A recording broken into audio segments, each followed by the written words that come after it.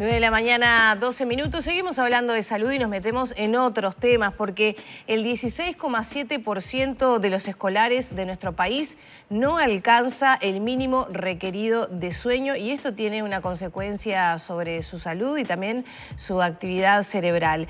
Un estudio recomienda que la escuela comience más tarde justamente para velar por esta condición. Para conocer los detalles de este trabajo recibimos a su autor, Andrés Olivera, quien es licenciado en Ciencias Biológicas, magíster en Políticas Públicas e integrante del Grupo de Investigación de Cronobiología. Bienvenido. ¿Qué tal? Muchas gracias.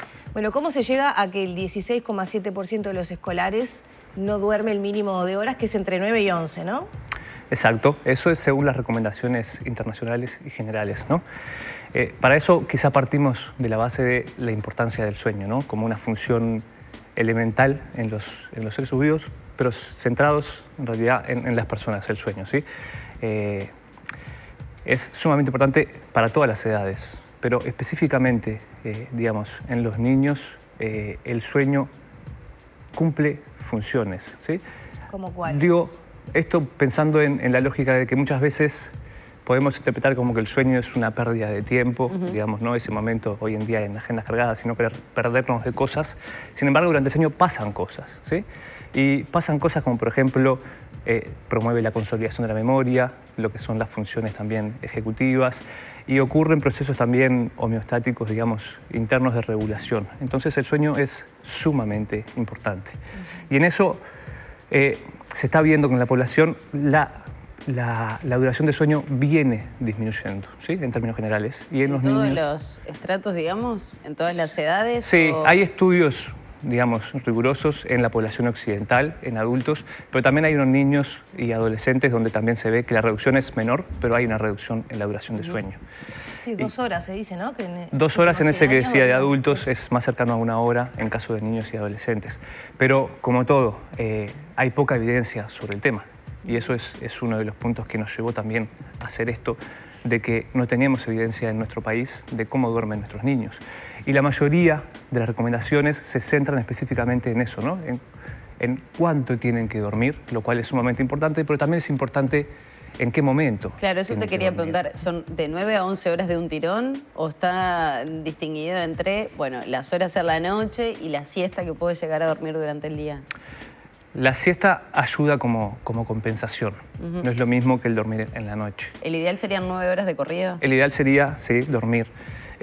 Biológicamente, nosotros estamos adaptados a un contexto ambiental, ¿sí? En el que nos lleva a que el mejor momento para dormir es la noche y el mejor momento para estar activos es durante el día, ¿sí? Entonces, dormir en la noche es lo recomendable en este caso.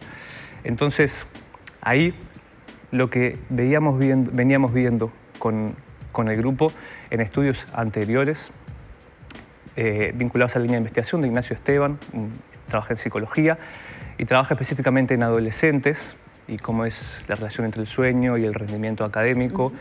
Y en adolescentes ocurre algo particular en esto que decía de en qué momento dormir. En qué momento dormir, así como la duración, va variando también a lo largo de la vida, ¿sí? Cuando somos niños tendemos a dormir más temprano y más horas. En la adolescencia es cuando somos los más tardíos y a medida que vamos envejeciendo vamos de vuelta volviéndonos más tempraneros. Entonces, en la adolescencia, que es cuando más tardío estamos, ocurre también que hay grandes presiones a nuestro reloj biológico desde el punto del reloj social, Claro, que es, por hay que ejemplo, levantarse temprano para ir a estudiar. levantarse extremadamente temprano para Y ir el a estudiar. adolescente tiende a acostarse tarde, ¿no? Más Pero allá por del eso que ritmo de cada vemos, uno. exacto, en eso que vemos naturalmente. Y eso es lo que se llama como la tormenta perfecta y lo que venía estudiando el grupo de investigación aquí en adolescentes, donde no solo venía estudiando, sino que han sido los registros de adolescentes más tardíos del mundo. Y eso no es menor. Y eso nos llevó a preguntarnos, bueno, esto que está pasando, estamos viendo en los adolescentes, ¿qué origen tiene? ¿Cómo es en nuestros niños? ¿Lo vemos igual? ¿No lo vemos igual? Y a su vez también desde la importancia de abarcar esta problemática desde que son niños, Ahí ¿no? está. ¿Y en qué se traduce toda esta problemática por los adolescentes? Decimos, bueno, vamos en contra de lo biológico, ¿no? Ese reloj biológico, pero en los niños, ¿en qué se va traduciendo toda esta realidad del déficit de sueño, del ir tal vez acostándonos más tarde, más distracciones, los celulares. Digo, nos pasa a nosotros de adultos que de repente nos ponemos a mirar una cosa, nos enganchamos con otra y otra y otra, y capaz que te pasó una hora y no te diste cuenta. ¿Cómo se ve reflejado en los niños eso? Lo que muestra la evidencia es que tanto el déficit de sueño, ¿sí?, que es la reducción en la duración, dormir menos de lo recomendado, o lo que se llama el desajuste, el jet lag social, que es esa, así como cuando viajamos y nos movemos a otro uso horario, Sí. el jet lag social es eso, ¿no? Esa diferencia entre el reloj biológico, cuándo debería dormirme, despertarme, y la imposición social que hace que yo esté desajustado.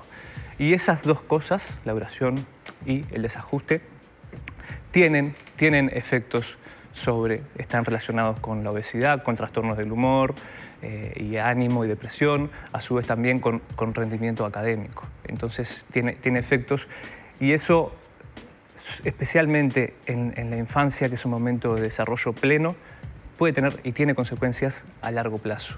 Por eso es importante también abarcarlo de esta perspectiva.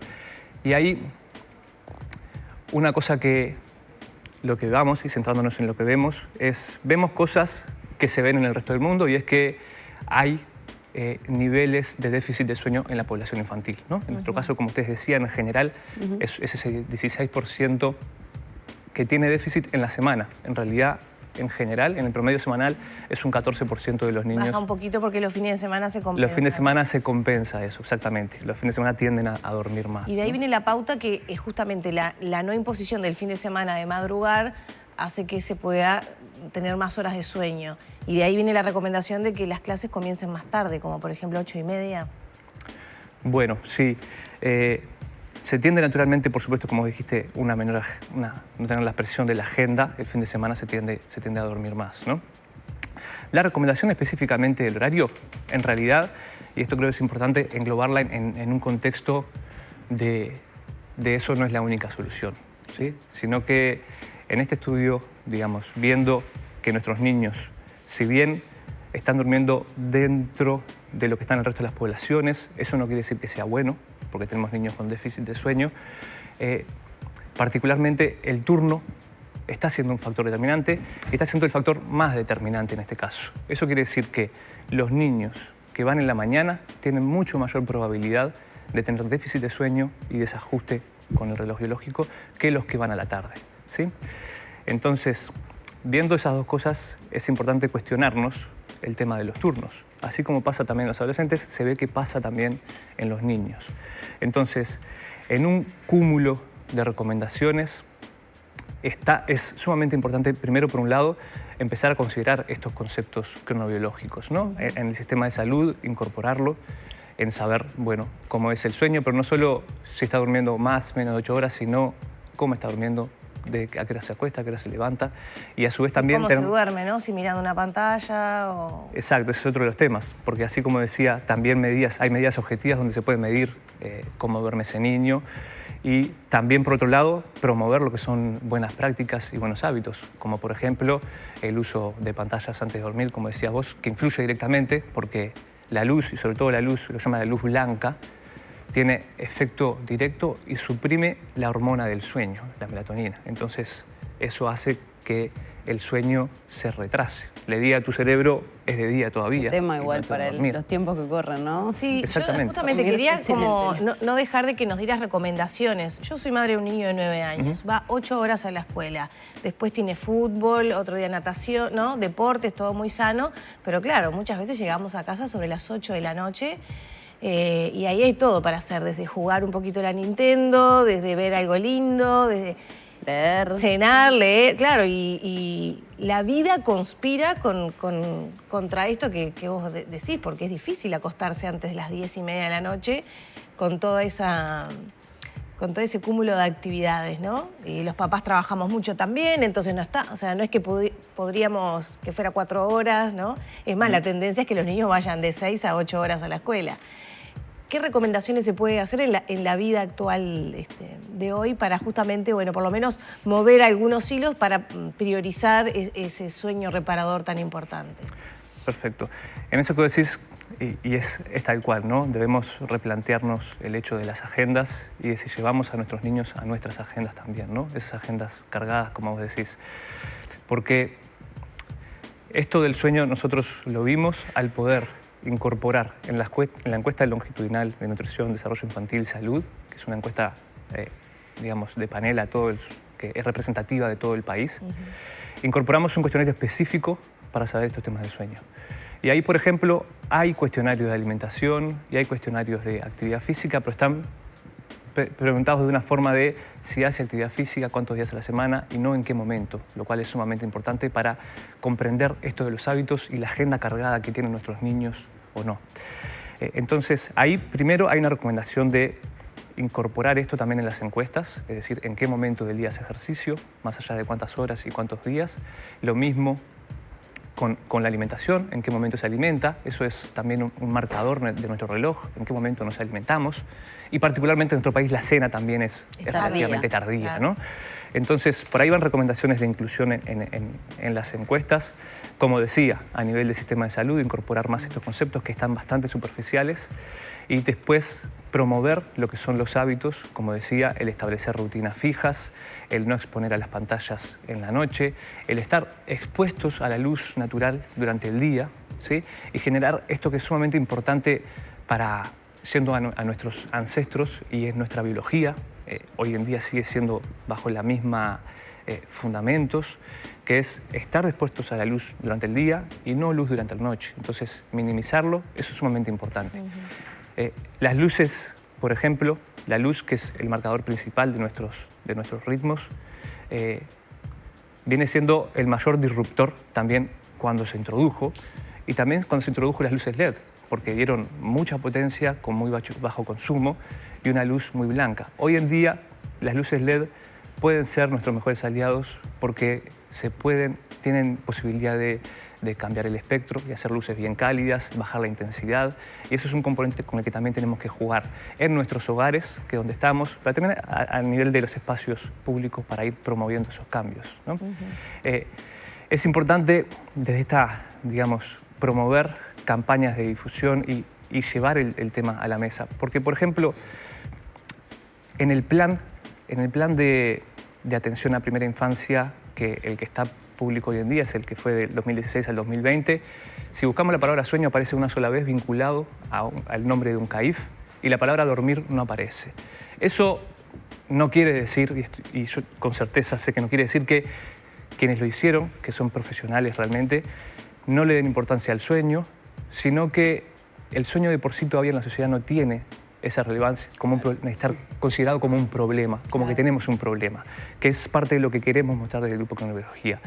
No es tan así. Esta función que es esencial se está viendo que la sociedad no lo está considerando como tal. Claro, y ahí es donde es tenemos que sinónimo de actuar de vagancia, políticas. de no tener ganas de estar activo, ¿no? Me parece que va más asociado siempre el dormir mucho a toda esa concepción peyorativa, ¿no? Totalmente, sí, en el perder el tiempo, digamos, en cierta Ahí forma. está. Cuando yo decía eso, es sumamente que en la noche el dormir es esencial, es una función esencial. Por lo tanto, y solo puede ocurrir en ese momento. Si ocurre en otro momento, el resto de los procesos que yo decía antes de la consolidación de la memoria y eso no van a cumplirse como tal, porque nuestro organismo, si dormimos de día, nos va a estar diciendo es de día y estamos confundiendo nuestro organismo con el resto de las actividades. Entonces, es sumamente importante que ocurra en ese momento. Este informe habla de niños. Sí. Anteriormente lo hicieron con adolescentes, que desencadenó en este interés, ¿no? A ver qué pasaba con la infancia, digamos, o primera infancia. ¿Qué pasa con los adultos en nuestro país? ¿Hay datos, hay registros respecto a lo que está pasando? Adultos... Porque me imagino que los estados de ánimo tiene que afectar, en los rendimientos también. Sí, sí hay trabajos a nivel, digamos, internacional, hay mucha literatura sobre eso. Porque dentro de los ritmos biológicos, el sueño es, digamos, la vedette, ¿no? Para decirlo de alguna forma, o el vedette.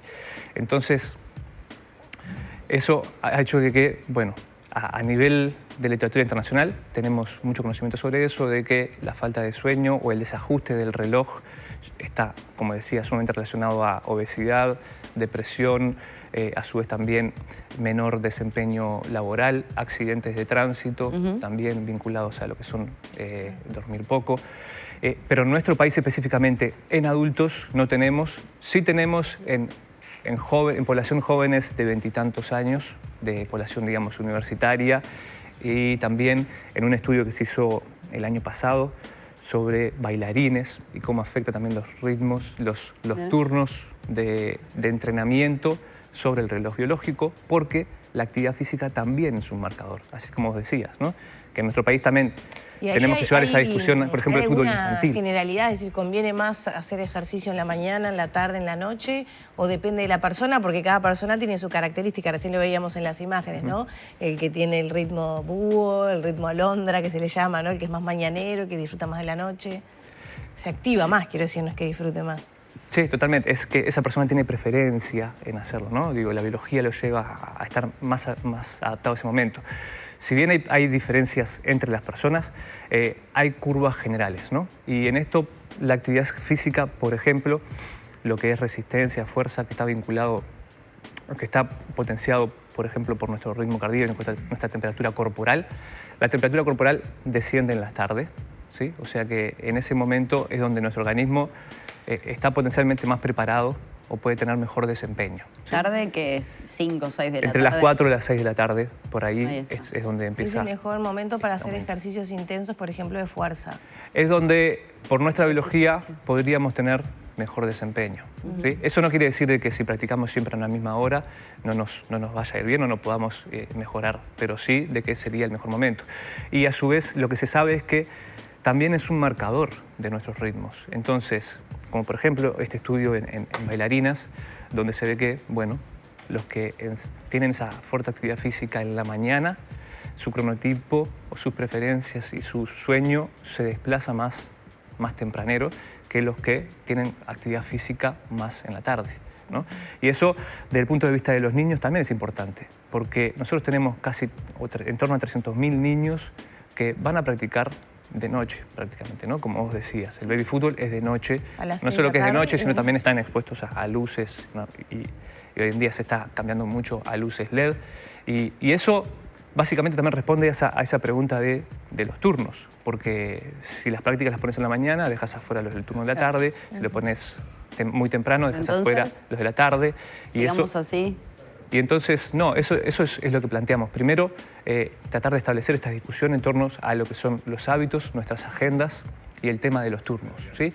Porque particularmente esa recomendación de llevar el inicio escolar, atrasarlo media hora, responde a que cuando vemos de los niños que van en la mañana, ¿sí? En este estudio, aquellos que entran 8:30, o sea, media hora más tarde, se reduce un 10% de lo que es el déficit de sueño y también se reduce ese desajuste, ¿sí?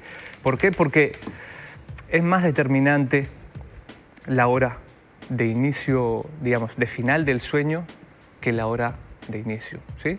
O sea, la diferencia entre los que van de mañana y los que van de tarde, los que van de mañana se acuestan 1 hora más temprano, pero se levantan 2 horas más temprano. Claro. Entonces, esa hora de cuando entran a clase es la que está también marcando y es lo que nosotros pensamos de que se puede traducir mejor a horas de sueño que cambiando la hora de la cena, que es mucho más difícil y es lo que también tratamos de promover, pero eso se hace desde hábitos y tratando de llegar a los hogares para cambiar lo que son los hábitos con respecto al sueño.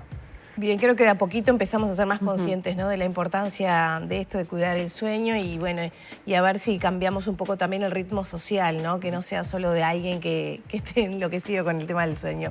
Muchas gracias, ¿eh? Muchas gracias a ustedes por el espacio. Cerramos por aquí la entrevista con Andrés Olivera. Ya pasan 31 minutos de las 9 de la mañana.